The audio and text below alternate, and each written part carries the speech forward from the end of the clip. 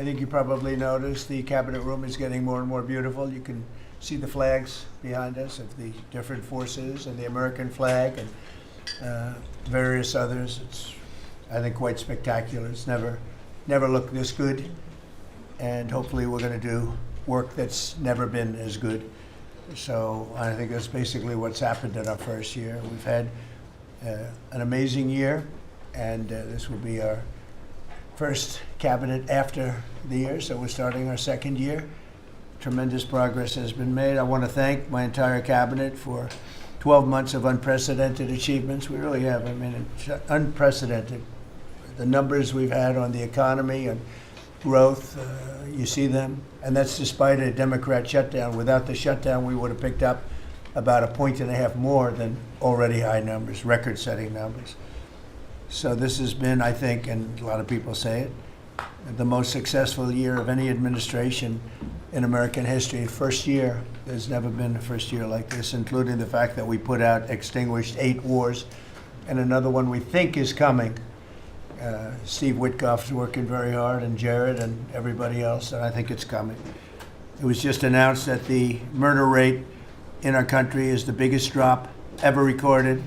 It's at the lowest level in 125 years. First in recorded history, it's the lowest in at least 125 years. It's a wonderful thing.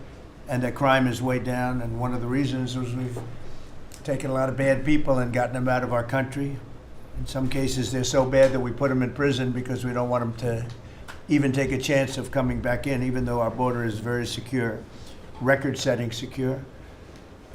We had 0 illegal aliens being admitted into our country for the last 8 months. That's hard for even me to believe, but the people that make up the lists are supposedly nonpartisan, but I would say they lean toward the Democrat side.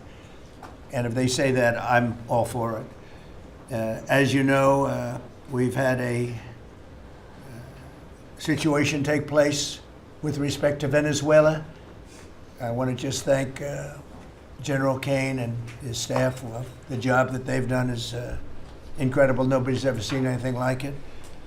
And once it did take place, I want to thank the leadership of Venezuela. We're getting along really well with them. The relationships have been very strong, very good. And they have informed me that they feel there's very good security, very strong security. We're working with the various people involved, including Chris and Doug and everybody on the oil. We have the major oil companies going to Venezuela now, scouting it out and picking their locations, and they'll be bringing back tremendous wealth for Venezuela and for the United States, and the oil companies will do fine too. Venezuela will actually make for themselves more money than they've ever made before, and that's a good thing. And the people of Venezuela were literally in the streets waving American flags. They were so happy. And the people in our country, like in the Doral section of Miami, which is considered Little Venezuela, they're thrilled. And I just spoke to the president of Venezuela, informed her that we're going to be opening up all commercial airspace over Venezuela. American citizens will be very shortly able to go to Venezuela, and they'll be safe there. They'll be safe. It's under very strong control. And the people of formerly of Venezuela, some want to go back and some want to go back to visit, and they're going to be able to do that. So I've instructed Sean Duffy and everybody else concerned, including the military, that if you would, by the end of today, I'd like you to have the airspace over Venezuela. Planes can go to Venezuela, opened up. Okay? Yes. Thank you very much. And I want to thank all of the people in Venezuela for what they went through, and I want to thank the leadership for really they're doing a good job. And just as I promised, we've defeated the Biden inflation nightmare and achieved explosive new economic growth. The Atlanta Fed is predicting an astounding 5.4% GDP growth in the fourth quarter, and that's despite the fact that we had a Democrat shutdown. That number would have been 7%, which is a number nobody's ever heard of. And we've been given great national security because of tariffs, and we've also been given unprecedented income because of tariffs. part of the income that we gave, $12 billion, we gave to the farmers of our country, so that yesterday I was up in Iowa, and they were very happy, Madam Secretary. Yes, sir. They were very, very happy. They were great. Cool. So the GDP growth in the fourth quarter was great. And it's going to be, I think we're going to have an amazing and incredible year. Hopefully we won't have a shutdown. We're working on that right now. I think we're getting close. The Democrats, I don't believe, want to see it either. So we'll work in a very bipartisan way. I believe not to have a shutdown. We don't want a shutdown. And just yesterday, the S&P 500 hit 7,000 for the first time ever. There's never been any time at which it's done like that. And the other stocks also, I think it was 52 times for the Dow, had hit a record high. But the 7,000 was not a number that was even thinkable if you go back a year ago. So S&P hit 7,000 for the first time ever. The stock market has set, it's actually 53 all-time record highs since the election, adding $9 trillion in value to savings, retirement accounts, and 401ks. And I mean, everybody benefits, but we have record stock markets. Companies have never done well. And most importantly, if you think about it, after 4 years in which Biden got much less than $1 trillion of investment into our country, actually it was taken over 11 months, even though we're 12 months. In 11 months, we've taken in more than $18 trillion. So they did less than $1 trillion, Scott, in a period of 4 years, and we've done $18 trillion in less than 1 year. So there's never been anything like that. No other country has done those numbers, by the way, in history. 10 years ago, one country did $3 trillion. No other. We did $18 trillion is being invested now. Thousands of businesses, plants, equipment all over the country are being built right now. And they're going to be opening pretty soon. And when they open, you'll see numbers like nobody's ever seen before. The economy is doing amazingly well. I wish the press would report it, but people are finding out. They're seeing it. It's coming. It's becoming pretty evident. It's hard to hide. Biden inflation, which is really stagflation, cost the typical family $34,000. Think of that, $34,000. But after 1 year, growth in real incomes is outpacing inflation by more than $3,000 under Trump. So one cost $34,000 and one made $3,000. That's a big swing. Gasoline has plunged to, think of this, over $4 a gallon, depending on where you are. In California, it's $7, $8 a gallon. While I was in Iowa, and they had $1.85, because I had it at $1.99 a gallon. And I was corrected by two farmers that said, I just bought my gasoline for $1.85. So, Chris, you have to be doing something right, you and Doug, right? But I don't want to give you too much confidence. You got to keep it going. We're drilling, I think I can say we're drilling more than at any time ever in the history. We're taking out more energy out of our land, but specifically, if you look at oil and gas, we've never been anywhere even close. Is that a correct statement? That is correct. All-time records. Yeah, great. It's a great job. Well, it's supply and demand, so that's going down rapidly. And you know, when energy goes down, everything else goes down. They tried to do their thing. It was a disaster. Then they ran back very late to the Trump policy, but they didn't do the Trump policy. They cut leases. They did everything that they could do, but they lost it, and they were very high. And we're now less than $2 in many areas, $2.30 a gallon average. Grocery prices, airfares, hotels, car payments, and rent prices are coming down very fast. And you don't hear the word affordability issued by the Democrats anymore. Now they're going into other things because they're getting beaten badly on affordability. Remember that when I was elected, I came into office, I inherited a total mess, starting with eggs, which were 4 times higher than they were just a year before. And Brooke got them down very quickly before Easter. They said they wanted me to buy plastic eggs for the egg hunt, at the very famous egg hunt at the White House. Sir, would you buy plastic eggs? I would buy a lot, of like 100,000 eggs. I said, we're not going to buy plastic eggs. And by the time we had the egg hunt a few months later, we had the prices down pretty good. And now they're really low. Now they're at a very low level. So we really have, you don't hear the word affordability because we inherited very high prices and we inherited the highest inflation in 48 years. I say the history of our country, I think it sounds almost the same. Actually, I think 48 years sounds actually worse for some reason. So I'll go with the 40 because the press corrected me. I said history and they said, it's not history, it's 48 years. I said, I'll accept that.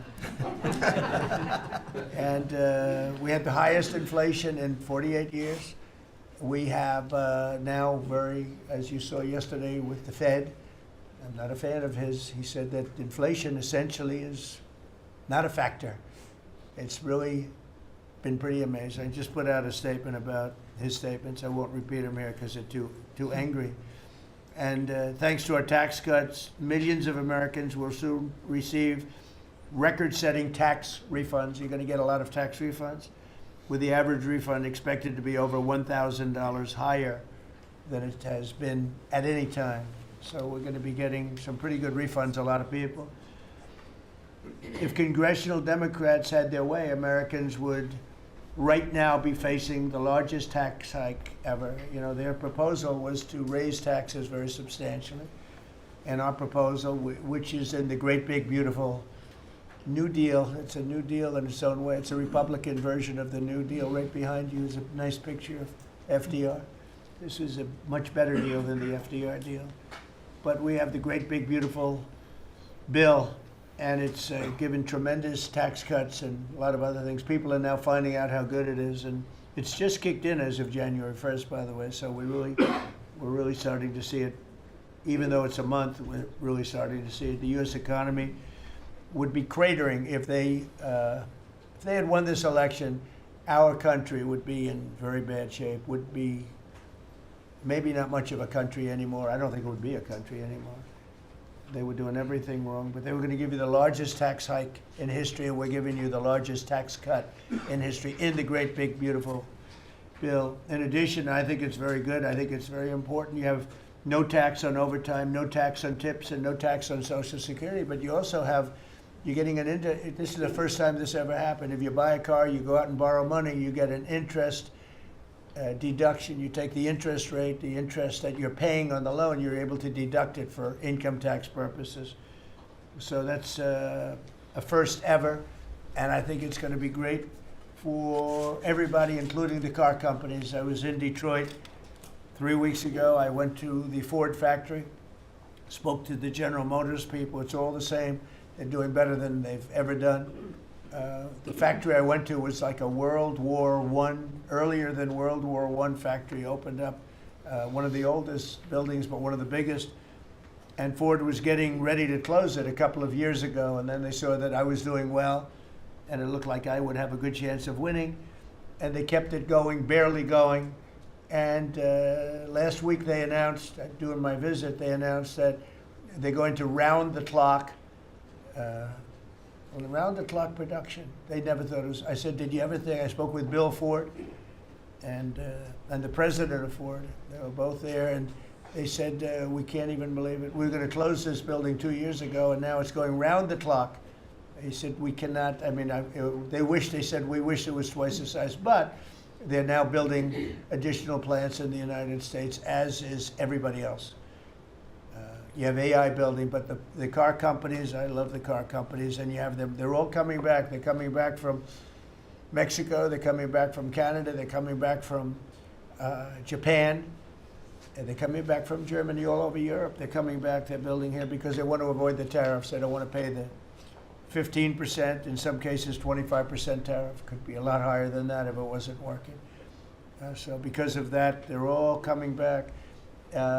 One statistic yesterday that Scott told me is that for the first time ever, tell them about the steel in Japan, that we are now making more steel. Go ahead, please.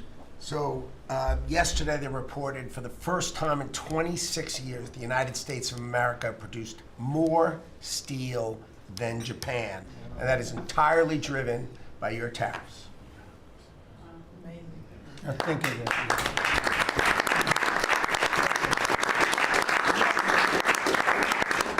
He obviously said that much better than I did because I got no applause and I'm giving you home run after home run. He says one thing and everybody else. I should have saved that one for myself. No, but think of it. First time, they read almost 30 years, but I guess it's what, 26, 27 years, that we are now producing more steel than Japan. Japan being a big steel producer. Japan and other countries really took our steel production away from us. Now, if you think of this, 3-4 years ago, the steel companies were all closing up. We worked a fantastic deal with U.S. Steel. We saved U.S. Steel. And now it's all coming about, but and that's just the beginning. There are a lot of steel plants right now being built. So that's an amazing number. Nobody would have believed that. If you would have said that 3, 4, 5 years ago, people would have said, yeah, it's not a true fact, but so it has to be true because otherwise you question me on everything.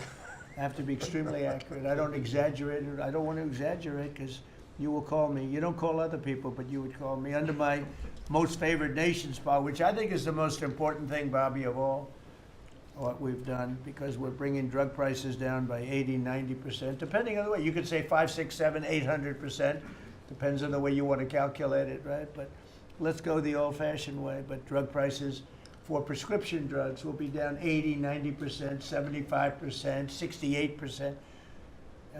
They've only gone up for years and years and years. They've only gone up, and now we're going to have essentially the most favored nation. We're going to have the most favored price in the whole world. Whatever the lowest price in the world is, that's what we're going to pay. And I don't want to go into a big deal, but nobody else could have gotten this but this administration. I'm being very nice when I say that. The cost of prescription drugs is coming down by a number that was never even thought of. This will have a huge impact on healthcare, by the way, because obviously drugs are a big part of healthcare, and it will help repair some of the Unaffordable Care Act's damage that they've done, because the Unaffordable Care Act, which is Obamacare, it's unaffordable. It's not affordable, and it's a disaster. And hopefully we will be paying money directly to the people instead of giving the insurance companies the money. They'll go into a healthcare savings account or whatever it is. But think of it, we pay the money, billions and billions, really trillions of dollars going to insurance companies. We want that money to go to the people. They buy their own health care. And it's so popular. The problem we have is the Democrats are owned by the insurance companies. They're literally owned lock, stock, and barrel by the insurance companies, and they hate it. But the people love it, including all Democrats. So I think we'll perhaps be successful with it. But it was an idea I had. You know, I read the papers, and I'm reading one of the stories about the insurance companies, how much money they're making, where they received, billions and billions of dollars for this stuff from the United States of America, and their stock has gone up by 1,400%. Think of it, 1,400. One went up 1,700%. Numbers went up. If you go up 1,000%, you're doing bad in that business, right? And it's all because of the money. Not all, but mostly because of the money the United States pays to the insurance companies. They say, this is big stuff. And I asked somebody, why don't we just pay the people directly? And they said, that's a good idea. It's funny, it's a very complicated business, but actually it's not so complicated. And I went to Bobby and I went to Dr. Oz. I said, can I talk to you guys about this? Is this the kind of money the insurance companies get? Yes. Why don't we pay the people directly? And the primary answer was that the Democrats will never go along with it. But the people go along with it, because I put it out, it went viral. It went viral. Susie, I went all over the place. It became the biggest story. I just said it. And so I think we have a great situation if we could do it. But if you think most favored nation policy for drugs will bring your drug prices down at levels. So now if they're selling a pill for $10 in London and $130 in New York, the London price will go up to $20 and we'll go down to $20. So we'll go from 130 down to 20. And by the way, tariffs did it again, because the drug company said, we'll do it begrudgingly, but they were okay. But we'll do it, but no nation's going to approve it, because even if you raise the price by, like on a pill, $10 to $20, you're doubling the price of their prescription drugs. I said, no, they'll do it. And when I got them on the phone, I said, if you don't do it, we're going to charge you very substantial tariffs, more money than that's going to cost you. And they said, we'll do it. And before, I don't know that any other president even tried to do it. We can't find it. But if they did try, they wouldn't have gotten through the companies. They wouldn't have gotten through the company, and then they wouldn't have gotten through the country. I spoke with Macron. He was the first one. He was not at that time wearing sunglasses. And he said, no, Donald, I will not do this. I will not. I won't even consider. You're asking me to double the price. I said, you have no choice. You have to do it because you guys have been ripping us off. In other words, the whole world, we've been subsidizing the whole world on drug costs. That's why. They were $10 and we'd be at 130. As an example, there were many examples. I could give you examples even worse. He said, no, I will not do that. And I said, yes, you will. 100% you'll do it. He said, no, I won't do that, Donald. You're asking me to double the cost of our prescription. We will not do that. I said, look, you've been ripping us off now for decades. We're not going to do it anymore. You can do it under Biden and Obama and other people. You're not going to do it under us. We won't do it. I said, well, if you don't do it, I'm going to charge you a 25% tariff on all of your wine, champagne, and everything else you sell into the United States. He said, like I said, I will do it. And that was the end of the conversation, right? That was the end of the conversation. So now we have favored nations that everybody said would be impossible to get.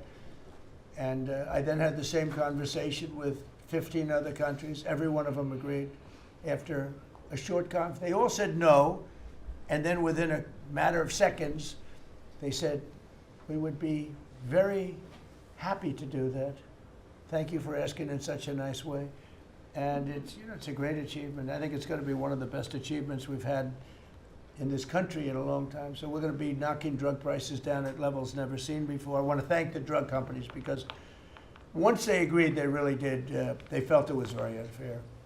One of them told me it's actually a relief to agree because this has been just a rough thing for me, to justify it. Because they couldn't justify it. I said, how come in London I can buy something for $10 and in New York I have to pay $130? And they go, well, it's research and development.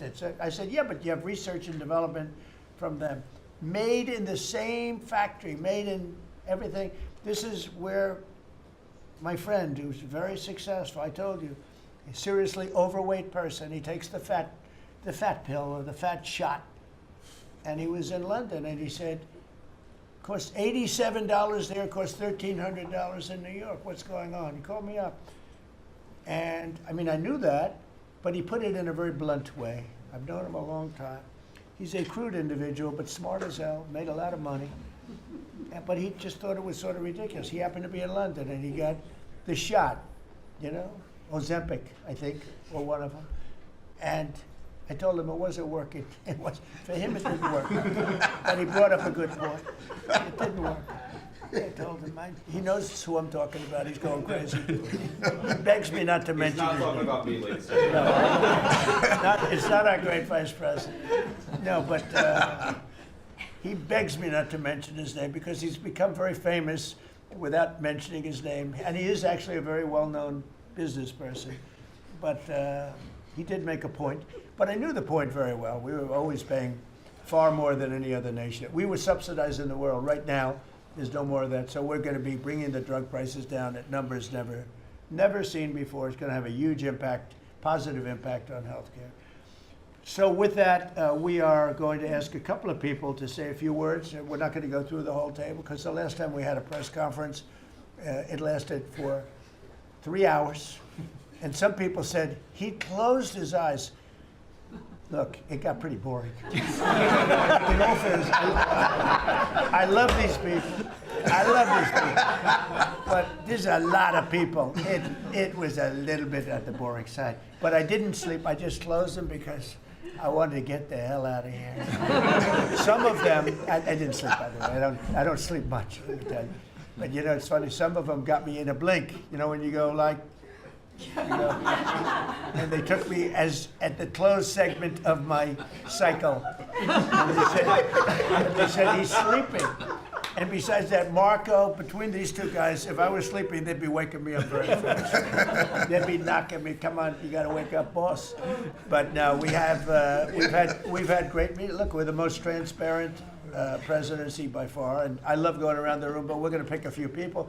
I think I would like to ask Steve if he could just give us a brief description of how well we're doing in the Middle East, because we have peace in the Middle East now. There's a couple of little minor flames that we put out very easily. And very importantly, we got our last hostage back, which is incredible. Unfortunately, this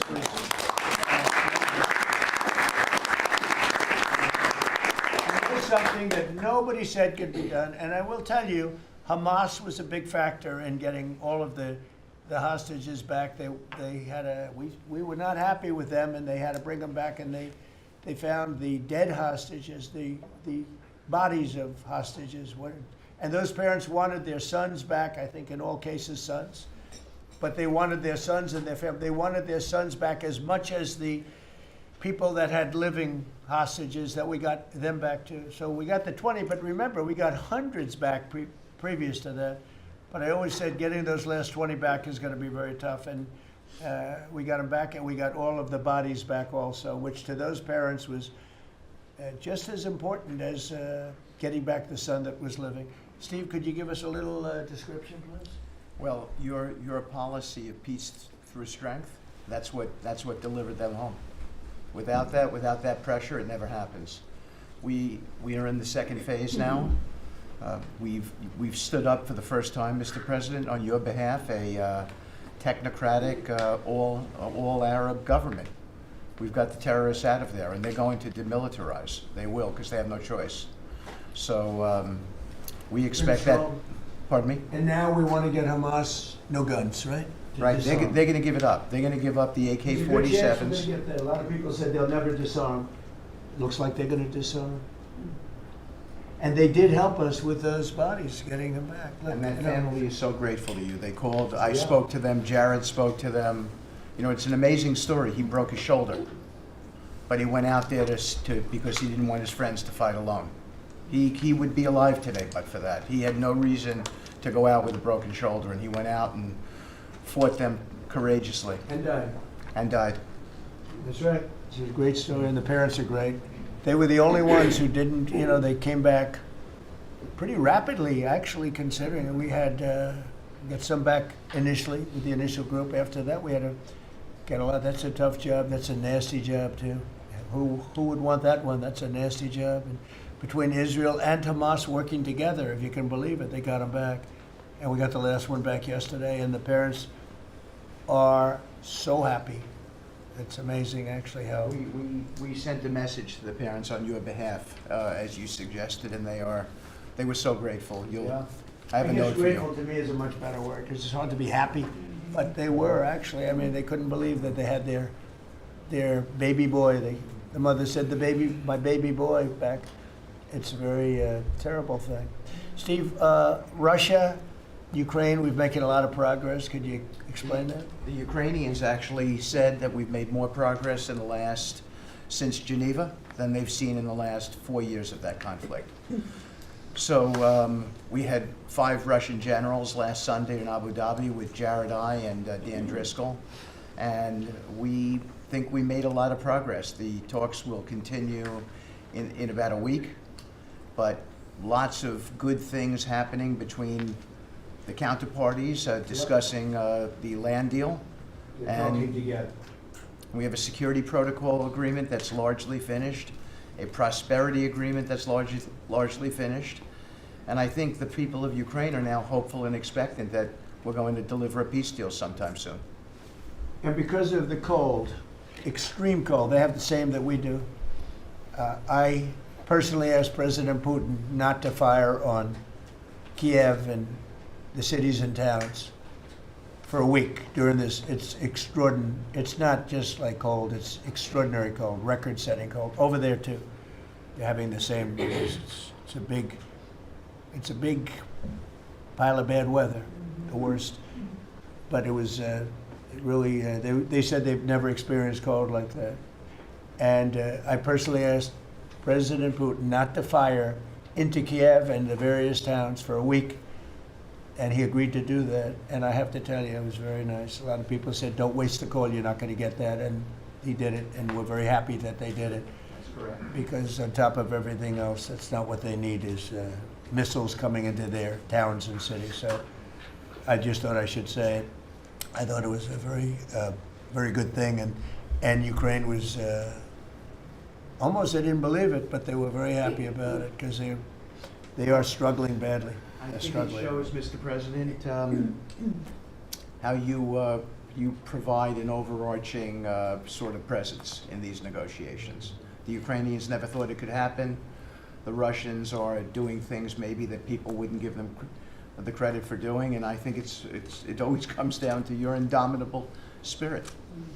Well, it was a good thing. You know, if you think it's cold over here, they say in Ukraine you can add another 20% to it. It was very cold place anyway, but this was, they see numbers that were so, they'd never seen numbers like that, cold numbers like that.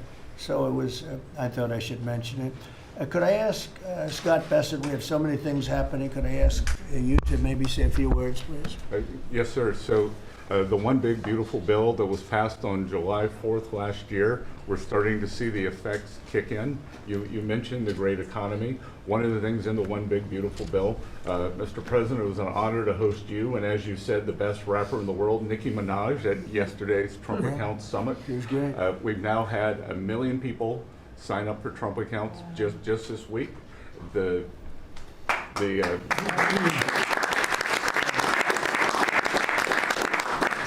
think there'll be 25 million families who are eligible. The segment that you and she did has 1 billion hits. 1 billion hits on the internet. So we're telling everyone, go fill out form 4547, trumpaccount.gov. So thanks to you, the Trump accounts and Next Generation's America will benefit from today's record-breaking economy, record-breaking markets. Sir, when we came in, the Biden administration had destroyed the American people with the 3 I's: immigration, inflation, and interest rates. Immigration, check, you close the border. The inflation, as we've heard, back down to target. Prices are coming down. And interest rates, we hope there's more on the way. We've got gains in wages, low prices, and I think 2026 is going to be the year for the Trump boom. It's going to be a supply side boom. I enjoyed the trip out to Iowa. In the diner, the staff there was thanking you for the no tax on tips, and they're expecting big refunds. From that, we saw the CEO of John Deere, who said, thanks to your tariffs, new plants in Indiana and North Carolina. Two massive plants being built by John Deere. And he's the chairman and CEO, a wonderful guy. And I said he was at the event we had in Iowa, which is appropriate, John Deere, Iowa. But I said to him, so what are you doing? He said, we just announced 2 massive plants. In fact, they're going to have one plant for excavators. And he said, there hasn't been an excavator built in this country in 50 years or something. He said, they're taking it out of Japan and they're moving it into the United States. 2 very big plants. And I said, so why are you doing it? He said, because of you and because of tariffs. I said, if we didn't have tariffs, would you be doing it? He said, absolutely not. So it's very important, and I hope we're going to be successful with the Supreme Court case because we're waiting, and we're taking in hundreds of billions of dollars, and we don't want to give it back, number one. And number two, and you know, the people that are fighting us on that case, by the way, are China-centric. These are people that are for China, but they're also outside of the United States. These are countries that have ripped us off for years and years, charging us tariffs. And now we're doing an amazing job, and we're getting it back. We're getting it all back and then some. And they're the ones that are leading that lawsuit that we have in front of the United States Supreme Court. So it's a very important lawsuit for our country. And hopefully it's going to work out. We're waiting a long time, but hopefully it's going to work out. We've taken in hundreds of billions, even trillions of dollars, and certainly we've taken in trillions of dollars of, you know, a big part of that $18 trillion that's coming in is because of tariffs. They're coming in, they're building because they don't want to pay the tariff, and The tariffs are very, steep. They could be much steeper. You probably saw I put out a truth today, and the tariffs could be much steeper. We've been actually very nice about it. But even being nice about it, we've taken in hundreds of billions of dollars. And honestly, they've given us tremendous national security. The power that we have because of that. They have given us tremendous strength and national security. Go ahead, Scott.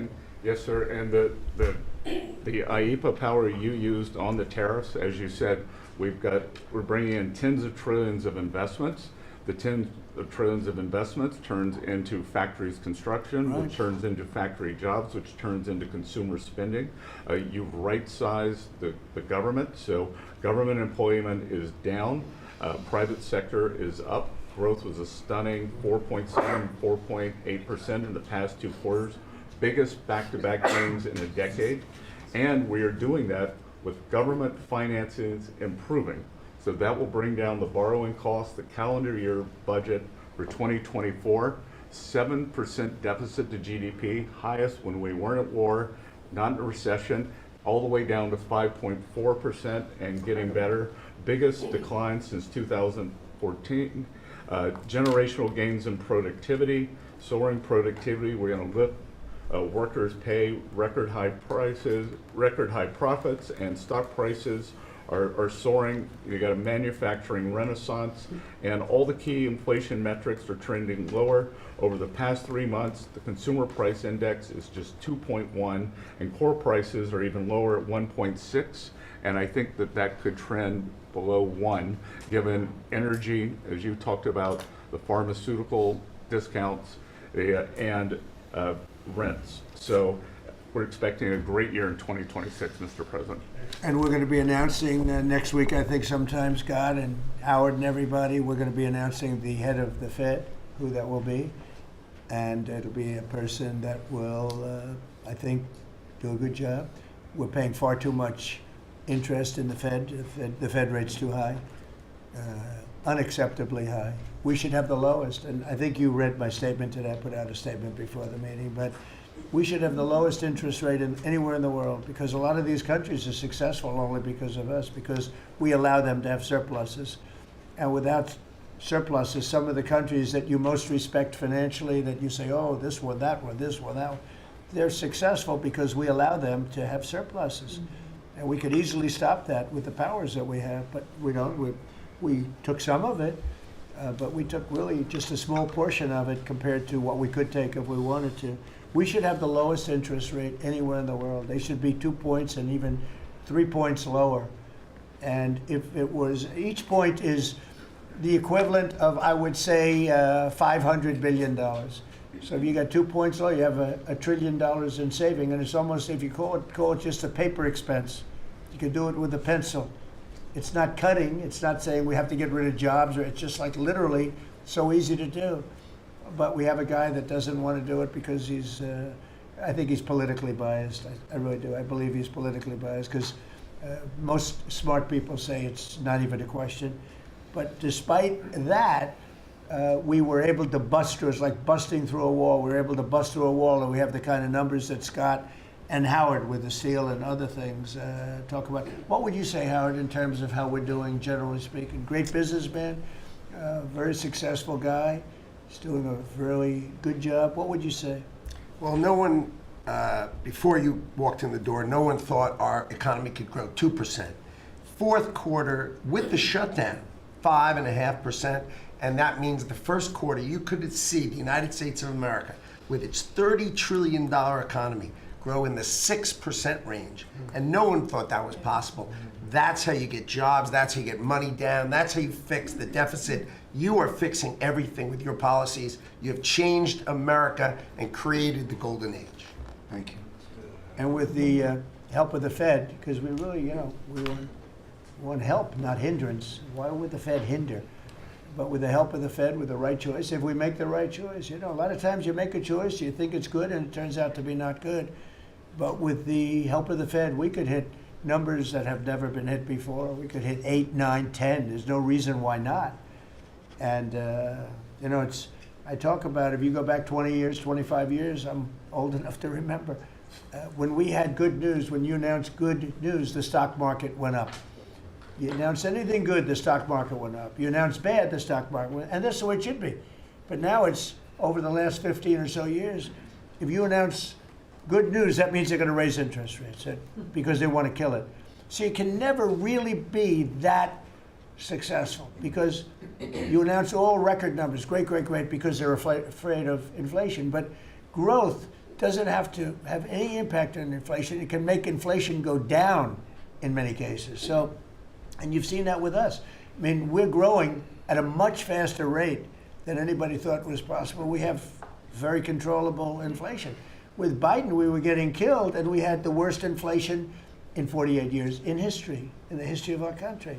And that's with going down. So growth is a great thing. It doesn't mean inflation. And I want to go back to a system where when we announce good news, they say that's great. We can lower interest rates instead of raise interest rates. And by the way, if inflation comes, we'll take care of it when it comes. But you know, they're trying to guess it, and they're trying to get it 10 years before in advance. And you know, we want to make this country greater than ever before, and I think we're doing that. But we want to make it that when we announce great news, everything goes up. If we announce bad news, that happens too. We bring it down, and we control, and we do what we have to do. But we can have numbers in the upside like nobody's ever seen before. I want to ask Bobby to say a few words, if he would, about some of the incredible things that we've been doing in your department with Oz and everybody else. Mr. President, we're in the process of implementing your great healthcare bill, which is going to increase affordability, drive down costs, and increase the quality of healthcare for every American. You mentioned MFN, Most Favored Nation. We now have agreements with 16 of the 17 drug companies. And you asked us to do something. You know, Clinton had promised to do this, Biden had promised to do this, Obama, Bush had all promised to do it. None of them succeeded. It was regarded as impossible, and you made it 10 times harder. As you said, not only do I want MFN, but I want them to all reshore their production to this country. And they don't have any money to do it because we've taken it all from them. And I want to make sure we continue to lead the world in innovation. We succeeded in all of those goals, and the proof that we did that is after we signed those agreements, the stock prices for those companies went up $1.3 trillion. Amazing. And they are reshoring. Eli Lilly is building 6 new plants, including an API plant. So the next time that we have a pandemic in this country, we're not going to be stuck buying API from China, who cuts us off. We're going to be able to make it right here. Novo Nordisk is building 4 new plants, and we are going to be releasing Trump RX so that every American can get the lowest prices in the developed world. In some cases, they're going to be lower than the lowest prices in the developed world, and that's going to be happening sometime probably in the next 10 days. So we're doing rural health care. We sent out $10 billion last week. The states have that money. They're going to be giving it to rural hospitals sometimes in the next 2 weeks. And we're going to revolutionize rural health care in this country. You are raising the influx of federal dollars to rural health care by 30% over the next 5 years. So 30% every year, more dollars, federal dollars, are going to be flowing to them. It's going to allow them to rebuild their decaying infrastructure, to retain providers, and also to revolutionize the use of AI and other technologies, which is going to dramatically lower the prices for rural Americans and raise the quality of their health care. Brooke and I released the dietary guidelines, which have been received incredible acclamation from both sides of the aisle. We are going to change the food culture in this country. Brooke gives away $405 million a day to buy food for Americans. And the WIC program, the Head Start program, SNAP, school lunches, the VA, and the military, they're now going to be getting real food for the first time. And Brooke came up with the ingenious idea of requiring every store in this country that accepts food stamps to double the amount of real food that they're selling. And this is going to drive changes in the market. And it's going to lower the cost of meats, of proteins, of whole grains, of fruits and vegetables, so that every American will have in their reach an affordable meal that actually is real food. 70% of American kids now are, 70% of the diet of American kids is now ultra-processed foods. That's why we're spending $5 trillion in treating chronic disease in this country every year. We are attacking fraud. We have Oz finding hundreds of billions of dollars of Medicaid, Medicare fraud in states like Minnesota and California, and we are clawing back that money. We also accomplished something that every American has promised, which is prior authorization. Now we have 80% of the insurance industry that has agreed to eliminate prior authorization in almost all of their procedures. So that this is going to dramatically change the experience of every American with the healthcare system. When you go to your doctor at your point of care, before you leave that office, you will know whether the insurance company is going to pay for the procedure or not. And that is going to, as I said, change the experience. We're also doing price transparency, which you asked during your first term. It never got implemented because the Biden administration never enforced it.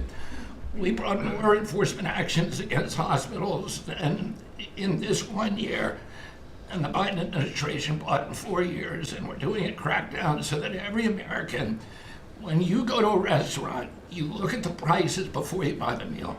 You ought to be able to do that when you go to a hospital, and by the time that we leave office, every American is going to have that guarantee. We're doing a lot of other stuff, but we were told to keep it short. You are. And the autism, that's moving along really, isn't it? Now, trying to figure that out. We've commissioned now dozens of studies, maybe over 100, and we are going to get those done for you. Good. That's so important. Also, Eli Lilly, Merck, Pfizer, every drug company, they're spending trillions of dollars right now, as we speak, building plants in the United States because they want to be able to save a lot of money on tariffs. It'll be hundreds of percent, 100%, 200%, 300% in 2 or 3 years from now. So I said, you better have your plant built because in 2 years from now, before I leave office, it'll be a sad day. Very sad day for me. But before I leave, every one of these plants better be built because you're going to be paying 300% tariffs. And they're all building their little hearts out. I spoke with the head of Eli Lilly, who's a fantastic guy, a star, actually. He's a star, very smart. And he told me he's building 6 plants in the United States, big ones, and locations that I know very well, but all over the country. Merck is building, and Pfizer's building, and every one of them's building, and foreign companies are building. So it's an amazing thing that's happening, and you're doing a fantastic job. I read an article today where they think Bobby is going to be really great for the Republican Party in the midterms. So I have to be very careful that Bobby likes us. But we're letting you do your job, right? Thank you, Mr. President. Thank you. You're doing a great job. You and Oz and the whole group, they're doing a... I'll add this, and Marty McCary has done an incredible job at FDA. That's true. Last month, we approved more gene and cell therapies than any time in history. And we're making this a safe and productive and encouraging ecosystem for biotech so that China does not steal that industry from us.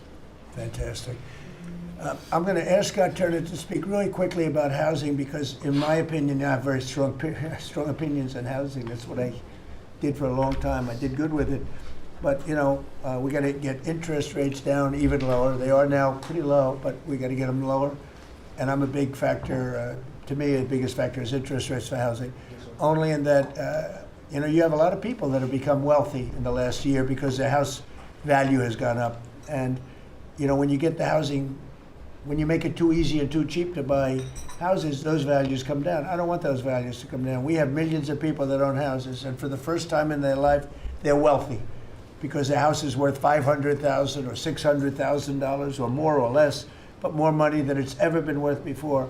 I don't want to do anything to knock that down, and so I want to be very careful with this. You know, you make housing, I can turn on housing immediately, but you make it too easy and you're going to knock the value down of people that own houses. I want to, for those people, those millions of people that own houses, we're going to drive those values up, but we're also going to try making it easier for people to buy. The best thing that can happen for both groups of people is lower interest rates, and those interest rates are coming down. And with a proper, intelligent person at the Fed, that person will be able to work with us to get interest rates down. That covers all of the sins. It covers everything. Lower interest rates keeps the values up for the people that have housing and lets other people buy housing. And Scott, if you could just expand quickly on that. Yes, sir.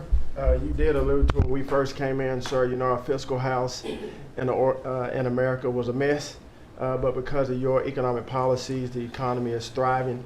And I do have some good news to share. As you said, you know, good news. I hope this will make the interest rates continue to go down. But because of your policies, sir, home sales in December, they rose sharply to their strongest pace in 3 years. A lot of people, when we first came in particular young people, were concerned and asking the question whether they would ever be able to afford to buy a house in America, which is the American dream. The 30-year fixed mortgage rate dipped to a multi-year lows, driving monthly payments down for the 2 years at the lowest levels. So more people can get a mortgage now, more families can be able to afford to get a home and achieve the American dream. At HUD last year, we helped and supported over 1 million people through FHA and Ginnie Mae to be able to buy a home. 500,000 of those were first-time home buyers, and hundreds of thousands of our veterans we supported. And so that's good news that millions of people in our country are now beginning to buy homes. We also, sir, saw that you are, and we're working with you, making bold action to ban institutional investors from buying single-family homes. Those homes are for the American people. So, sir, thank you for your leadership on that. Also working with Director Pulte over at FHFA to buy $200 billion worth of mortgage-backed securities, driving down even more the cost to get a home. And so we're grateful for those actions. Also, the One Big Beautiful Bill has been tremendous, making the low-income tax credit increase, working with Secretary Bessent at Treasury to produce more projects and more homes in America. And the One Big Beautiful Bill also made our beloved opportunity zones permanent. And the media doesn't talk about opportunity zones very much, but I'll do it today because I know that they have been transformative in our country. Over 1 million people lifted out of poverty, sir, in opportunity zones, 300,000 new units of housing in opportunity zones, and a 3.4 increase in the value of houses. And that's by the way, we have to give him credit. Senator, he's a great guy. Tim Scott came to see me. First administration, first term, and he had this idea for opportunity zones. And he gave me the idea, we did it, we implemented it. It's one of the most successful programs in the history of our country, and nobody talks about it. The press doesn't talk about it, but I want to just tell you, Tim Scott, Senator, South Carolina, did a great job, right? Did a wonderful job, yes, sir. Did a good job. He's a good man. Yes, sir. And so those have been made permanent now. Will help millions of Americans to be able to afford to buy homes. Also, the One Big Beautiful Bill has been allowing HUD to make sure, working with Department of Homeland Security, that every person that lives in HUD-funded housing is an American citizen. A blind eye has been turned prior to us being here to people living in HUD-funded housing, but no more. We're going to take account and transparency to make sure. And sir, there's a lot of crime that goes on in public housing, but we're coming after the criminals and making sure that everybody in there is an American citizen. So thank you for your support. We are now have taken possession of our new building in Alexandria, and we're going to save the American taxpayers hundreds of millions of dollars. So sir, thank you for your support and your leadership. Thank you, Scott. Great job. Appreciate it. One of the things Scott said, though, is, again, existing housing, people that own their homes, we're going to keep them wealthy. We're going to keep those prices up. We're not going to destroy the value of their homes so that somebody that didn't work very hard can buy a home. We're going to make it easier to buy. We're going to get interest rates down. But I want to protect the people that for the first time in their lives feel good about themselves. They feel like they've, that they're wealthy people. And I want them to understand it. You know, there's so much talk about, oh, we're going to drive housing prices down. I don't want to drive housing prices down. I want to drive housing prices up for people that own their homes. And they can be assured that's what's going to happen. Chris, could you say a few words about energy, please? You bet, Mr. President. I can say with confidence that your energy dominance agenda is firing on all cylinders. United States oil production today is greater than Saudi Arabia and Russia combined, the number 2 and number 3 producers. Our natural gas production today is greater than Russia, China, and Iran combined, the 2nd, 3rd, and 4th largest natural gas producers. Huge production in the United States. Secretary Burgum at the Interior Department has taken in more money on oil and gas lease sales in the first year of this administration than the entire 4 years of the Biden administration. And beyond oil and gas, 6 new coal leases under this first year of this administration from the Interior Department, and coal production is growing again in the United States after years of decline. And this beautiful clean coal was the MVP of the huge cold snap we're in right now. I can say with some confidence, hundreds of American lives have been saved because of your leaning in and stopping the killing of coal and revitalizing coal. Coal, over the last few days, where we're at peak demand in electricity, has delivered 20 times more electricity than solar and batteries. Think about that, 20 times more. Because coal doesn't mind very cold weather. Right? You're not allowed to say the word coal without proceeding by saying clean, beautiful coal. Clean, beautiful coal. It's not affected by bad weather. Rain, snow, sleet, freezing cold. How does it react under freezing cold weather? It steps up and delivers big time. In fact, what coal did during this storm was deliver massively more electricity than it was delivering a month ago, because we needed far more electricity. Who can step up? The windmills, by the way, are all frozen. You know that they don't turn. The windmills aren't turning. The windmills that these fools paid for. The fool is this country, because the people that have the windmills get massive subsidy. And they make a fortune on windmills that don't even work and they don't produce anywhere near what they should be. And it's the most expensive form of energy there is. And by the way, Europe is destroying itself with the stupid windmills they're putting all over their beautiful areas of most magnificent landscapes in the world. And they're just destroying. Europe, bet against smart. Between immigration and energy, they're destroying. It's not recognizable. They've got to smarten up before it's too late. Please go ahead. Yeah, in New England, with somewhat European energy policies, at peak demand time, very cold in New England, wind, solar, and batteries that you were just speaking of delivered less than 3% of the electricity needed at peak demand time, and that's when it matters. Because if electricity goes out when it's very cold, people die. Over 200 people died in a smaller cold snap during the Biden administration. This was massively larger geographically. We've had no failure of the electricity grid, no failure of long distance transmission lines. Local distribution lines have iced up and come down, and we have people from all over the country working to get those back up because people need their lights back on. But your energy policies delivered just a dramatically different outcome for the American people. If we'd continued the Biden-era policies for one more year, continued to shut down coal plants, continued these crazy climate restrictions that wouldn't even let power plants run at maximum demand time. We hadn't liberated all the backup generators that are sitting there. We gave up an emergency approval. So a lot of those plants that were going to close, coal plants that were modern and good and threw off very little problem, and that were really powerful. You know, by the way, China does most of everything they're doing with coal. Not that we want to copy anybody, but you know, they make the windmills, but they don't have a lot of wind farms. Somebody ought to look at that. How many wind farms do they have? Very, very few. They make them, they sell them, they make a fortune, but they don't use them. So the coal, I mean, I understand they're using it also as a great backup. So you build a plant, but they have it as a backup in case of tragedy, in case of really bad weather, et cetera, et cetera. They actually store coal on the site of other plants so that if they need emergency energy, the coal is always going to be there, whereas other things aren't. Is that correct? I mean, Exactly. Coal pretty just good. stepped up here to 25% of our electricity during this high demand time. Natural gas, coal, and nuclear. They are what run the American electricity grid. The others are ornaments and often expensive And you ornaments. stopped that plants drive from up being prices. demolished, right? 17 gigawatts of coal generation plants were slated to close last year that were stopped from being closure by this And if they administration. were closed, we would be really tight on energy. We would have had significant blackouts at these peak cold times, and extrapolating from the last storm during the Biden administration, I think at least hundreds of deaths. Because in the South, a lot of heating is done with electricity generation. If those grids go down, people die.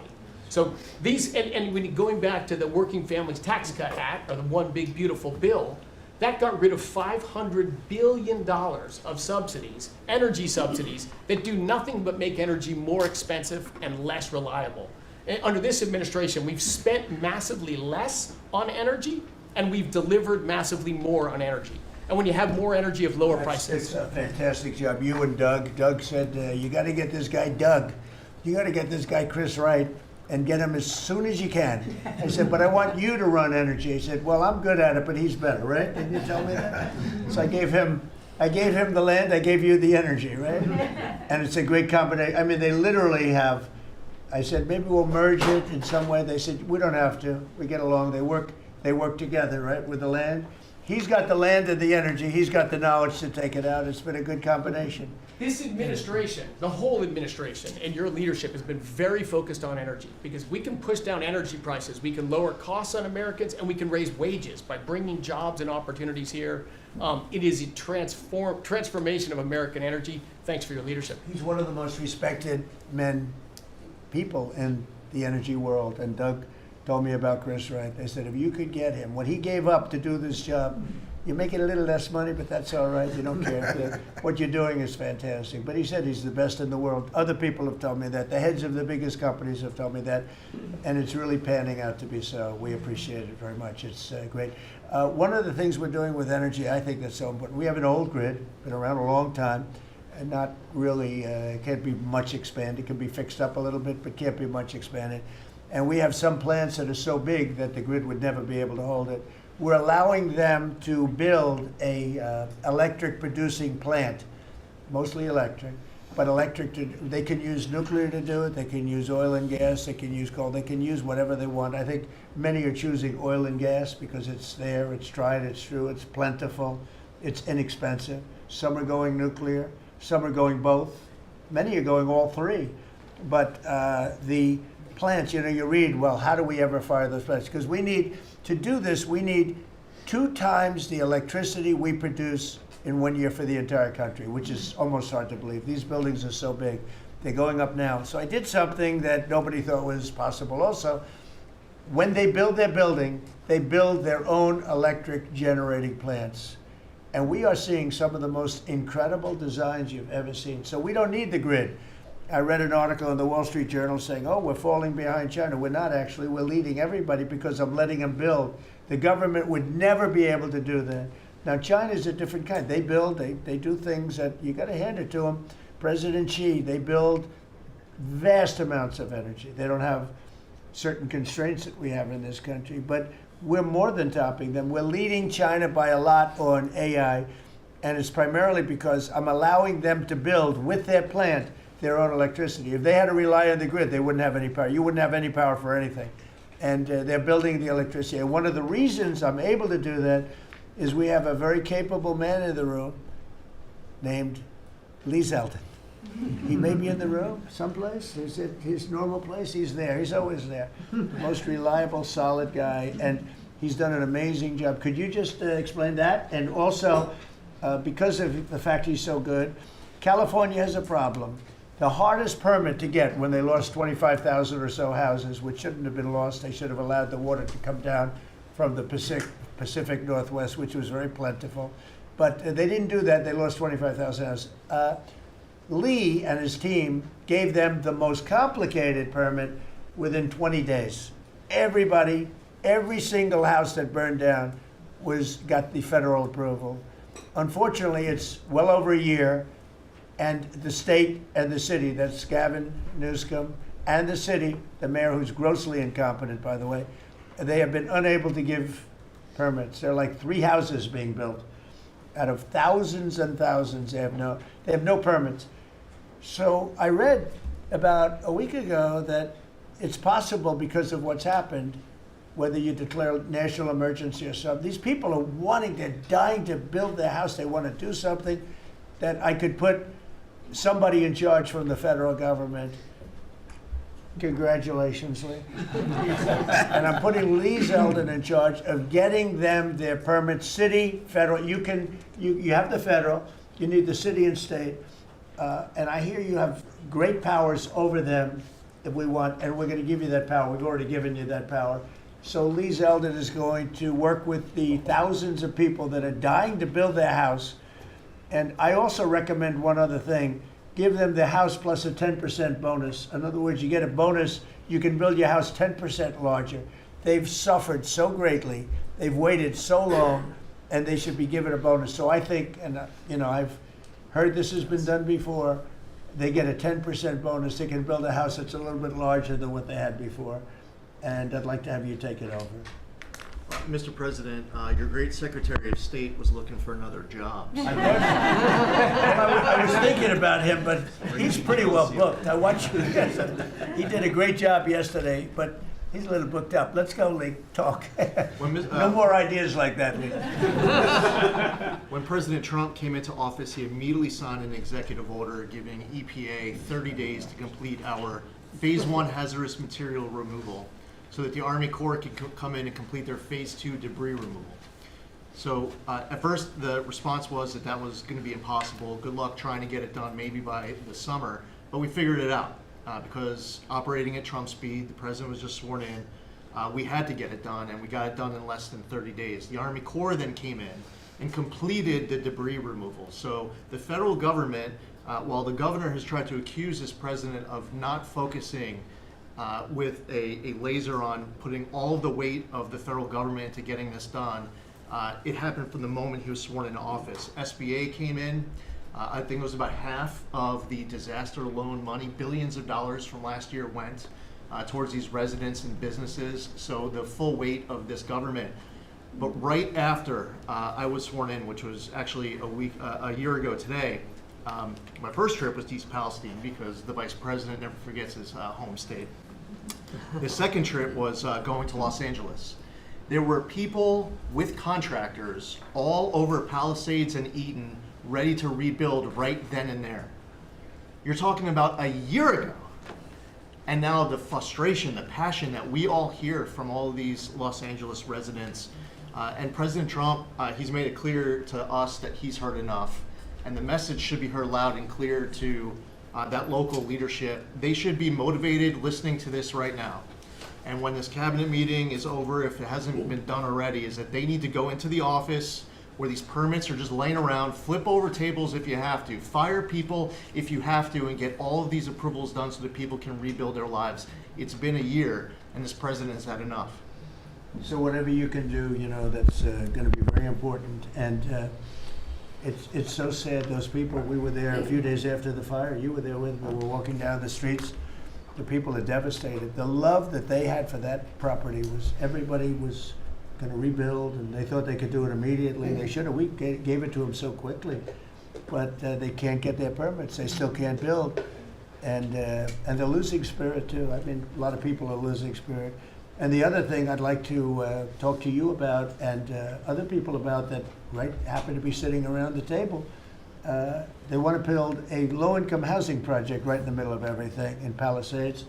And I'm not going to allow it to happen, okay? I mean, maybe it's politically correct, maybe it's not. I'm not going to let these people destroy the value of their houses.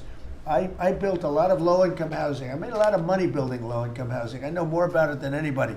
We're not going to allow this guy to build a low-income housing project on top of everything else in the middle of that mess that was created by the fact that they didn't allow water to come down from the Pacific Northwest, okay?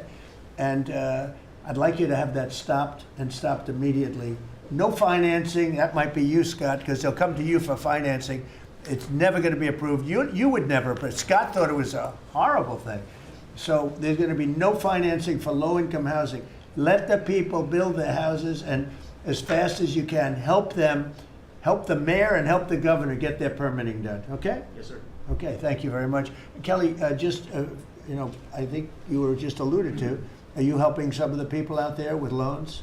Yes, Mr. President, thanks to your leadership, you also helped put the fires out. Your executive order got water to the scene in your earliest days of your presidency. So you've been there from day one. We've been out there twice now. There had been no changes until your executive order this week that is allowing that permitting to happen quickly. We have 16,000 structures burned. We have put loans out on 12,000 of them for $3.2 billion. More than half of all the disaster money delivered in America went to that area. Now, because of the abject leadership, the failures of Gavin Newsom, they have not been able to rebuild. Because of your leadership, they're going to be able to rebuild. But that's not all you've done. And they'll take the credit for it, watch. It'll start, and they'll take the credit. Look at the great job we did. They would never, it wouldn't get built in 20 years. And it will be destroyed by building low-income housing next to luxury housing. History says that doesn't work too well. Go ahead. We're going to make sure that doesn't happen, Mr. President. Please. But under your leadership, you've ended at least 8 wars, okay? But probably the most important and underreported war that this president ended was Joe Biden and the Democrats' war on Main Street and hardworking families. We've seen it as I've gone across the country this month, 10 different states, and we saw it when we were together in Iowa. Hardworking families, farmers, small businesses expressing gratitude, lined up to thank you. I was out with our great vice president last week in Toledo, Ohio. They are thanking this administration for getting Main Street back. The Trump tax cuts, the tariffs, deregulation, it's all rocket fuel for hardworking families in Main Streets. And I see it whether it's talking about small business expensing 100% accelerated for Made in America factories, the 20% pass-through, but it's also working families where they have expanded child tax credits, increased standard deductions, permanent low-income tax rates, health savings accounts, Trump accounts. This president is delivering for Main Street. It's the most underreported story in this country. And I see it in Main Street businesses. All-time small business confidence hit a record under this president last year after the Trump tax cuts. All-time small business formation now at 36 million small businesses and a record $100 billion out from SBA because a record number of people want to invest in this country and hire.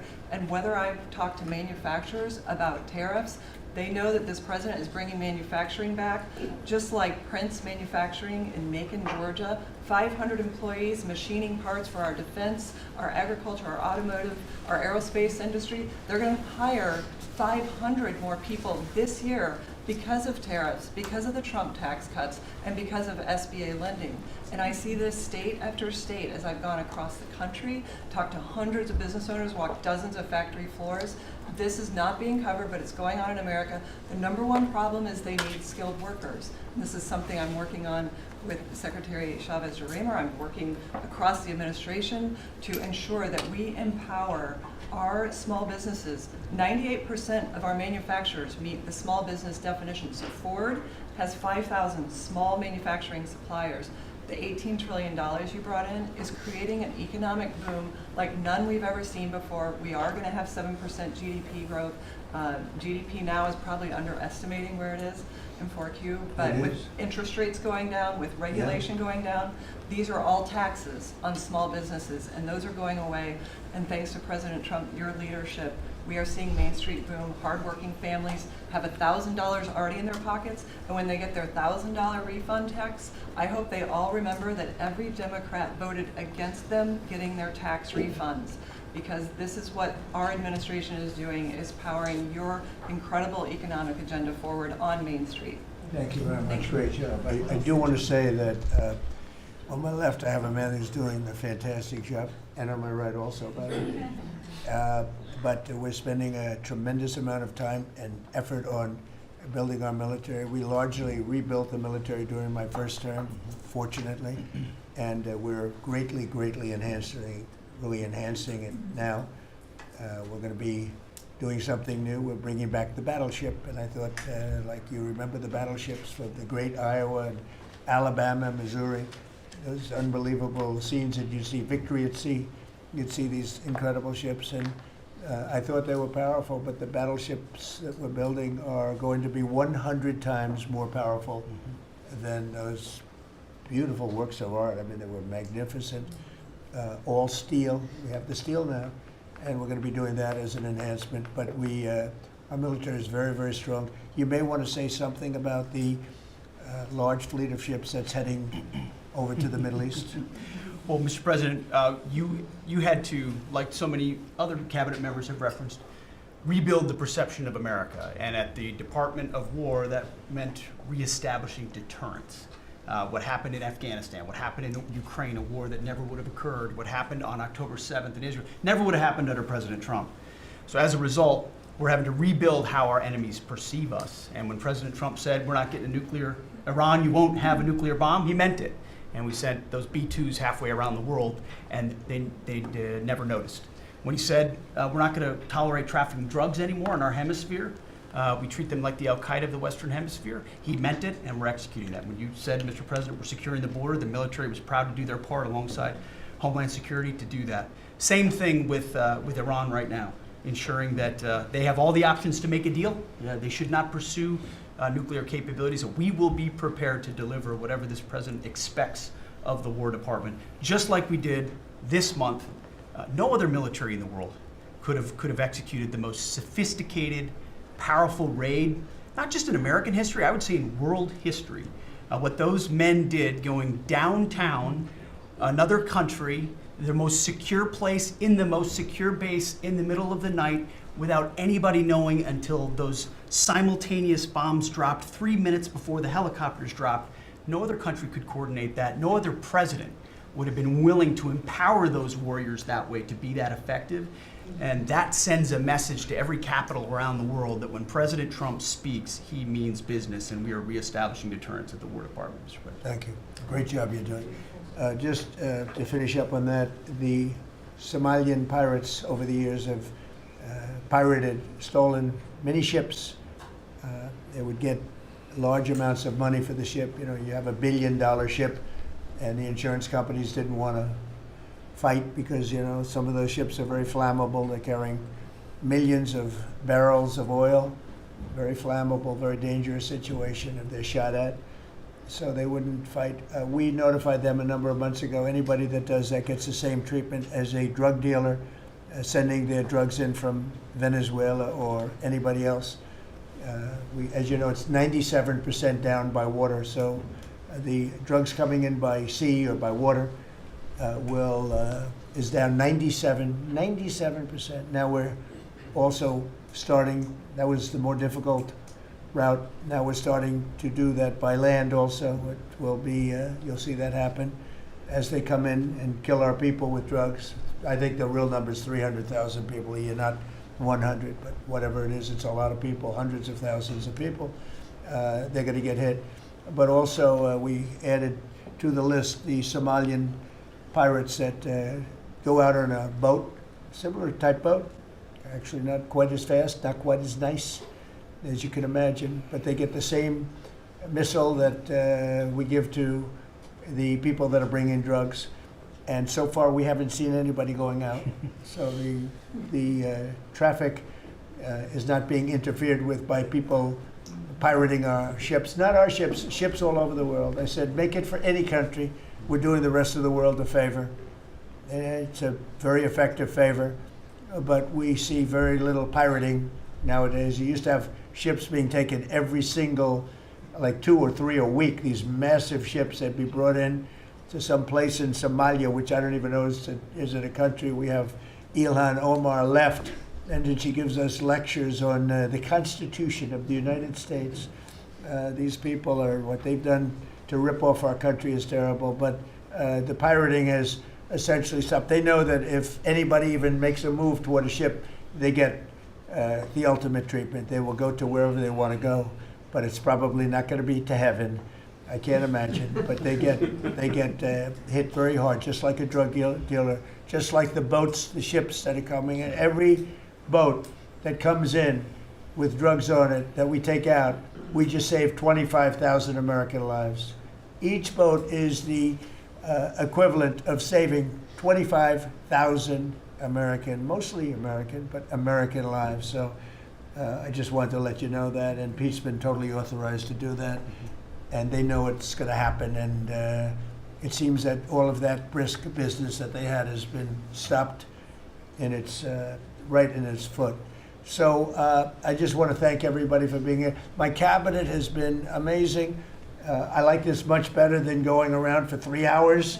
We'll pick on other ones. Pam, you're doing great. We're all doing great. JD, if you'd like to say something, you can. Would you like to really quickly? He is, after all, the Vice President of the United States. It's okay, sir. I'm here for the free coffee. I just say it's an honor to serve with this group, and we're doing a lot of good for the American people. We're very proud of it. Yeah, we're very proud of the country. We're very proud of you. Thank you very much, everybody. Thank you.